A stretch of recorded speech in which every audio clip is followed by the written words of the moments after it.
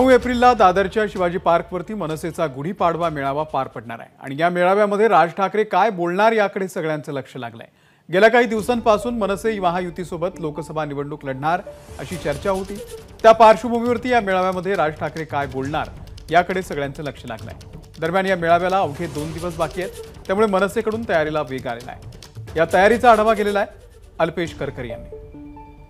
मी सध्या दादर येथील छत्रपती शिवाजी महाराज पार्क मैदानामध्ये आहे। या मैदानामध्ये मनसेच्या गुढीपाडव्या मेळाव्याची जय्यत तयारी सध्या सुरू आहे। लोकसभा निवडणुकीची राजकीय रणधुमाळी सध्या सुरू आहे।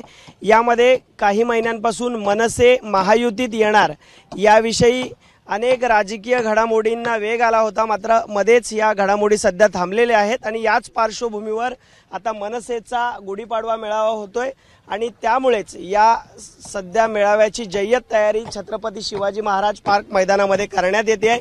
कारण या मेळाव्यामध्ये मनसे महायुतीत येणार की नाही, आतापर्यंत काय घडलंय, पुढे काय घडणार आहे, याच प्रश्नांची उत्तरं हे याच मैदानातून मिळणार आहेत। राज ठाकरे हे स्वतः मनसे महायुतीत जाणार की नाही, आतापर्यंत काय चर्चा घडलेल्या आहेत, पुढे काय होणार याच विषयी या मैदानातून भाष्य करणार आहेत। आणि त्याचमुळे सध्या मनसेच्या या गुढीपाडवा मेळाव्याच्या जे सभा होणार आहे त्याची जय्यत तयारी सध्या छत्रपती शिवाजी महाराज पार्क मैदानामध्ये करण्यात येते आहे। आपण पाहतोय एक भला मोठा स्टेज देखील उभारण्यात येतोय। आता काही तास शिल्लक आहेत आणि त्यामुळे या तयारीला वेग आलेला आहे। मनसे नेते स्वतः या मैदानामध्ये येऊन या सभेची तयारी कशा प्रकारे सुरू आहे याविषयी देखील आढावा घेत आहेत। त्यामुळे मनसेच्या या सभेकडे सर्वांचेच लक्ष लागलेलं आहे।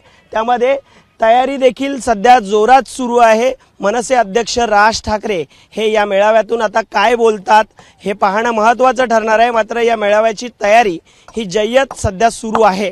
कॅमेरामन अनुप रस्तोगीसह मी अल्पेश करकरे, एबीपी माझा, मुंबई। एबीपी माझा, उघडा डोळे बघा नीट।